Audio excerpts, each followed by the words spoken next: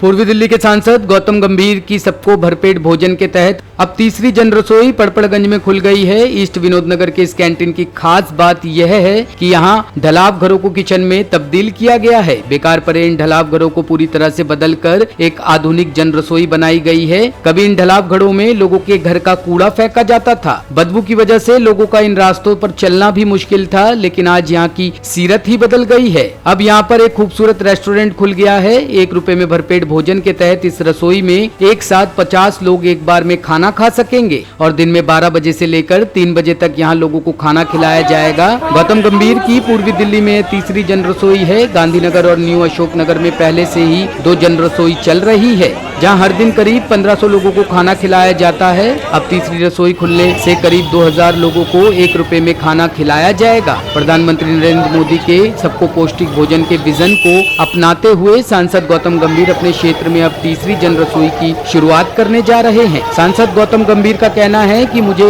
यह घोषणा करते हुए गर्व हो रहा है कि हमने कोई भूखा ना रहे और सबको भरपेट भोजन मिले के लिए एक और ईंट रखी है, क्योंकि हम पड़पड़गंज में अपनी तीसरी जन रसोई लॉन्च कर रहे हैं, जहां प्रतिदिन 1 रुपए में पौष्टिक भोजन उपलब्ध कराया जाएगा। यह रसोई अद्वितीय है, क्योंकि भारत में पहली बार खाली ढलावघर को एक स्लम क्लस्टर के बीच में एक आधुनिक रसोई में परिवर्तित किया गया है। यह रसोई न केवल भूख से लड़ेगी बल्कि संसाधनों की बर्बादी से भी लड़ेगी और दिल्ली को स्वच्छ बनाने में योगदान देगी। मुझे गर्व है कि हमारी तीसरी जन रसोई 20 अगस्त से दिल्ली के लोगों की सेवा के लिए उपलब्ध होगी। इससे दिल्ली में भूख के खिलाफ हमारे अभियान को और बल मिलेगा। इतिहास में पहली बार एक खाली कचरा भंडारण इकाई को आधुनिक रसोई में तब्दील किया गया है, जो हजारों लोगों को खिलाएगी। हमारा उद्देश्य यह रहा है कि गरीब लोगों को हर रोज गरिमा और सम्मान के साथ स्वच्छ और स्वस्थ भोजन मिले। इसलिए हम 1 रुपया टोकन अमाउंट के तौर पर लेते हैं। हमारे कार्यकर्ता यह सुनिश्चित करते हैं कि हर कोई स्वागत महसूस करे और अपने दिल से खाना खाए।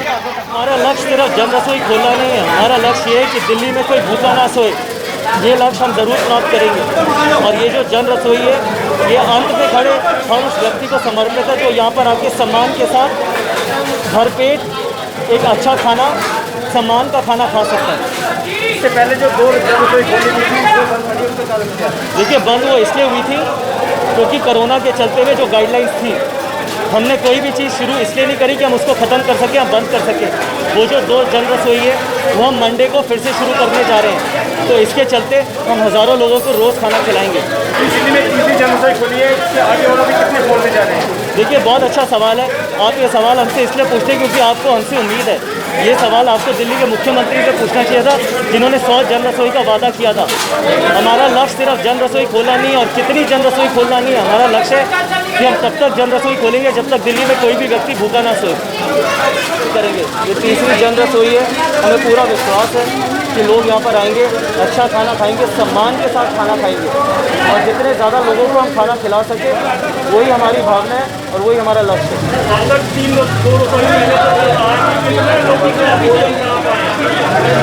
देखिए, प्रतिदिन हम अगर ये तीनों जन रसोई मिलाएं तो हम नाना करके 1500 से 1600 लोगों को रोज़ खाना खिलाएंगे।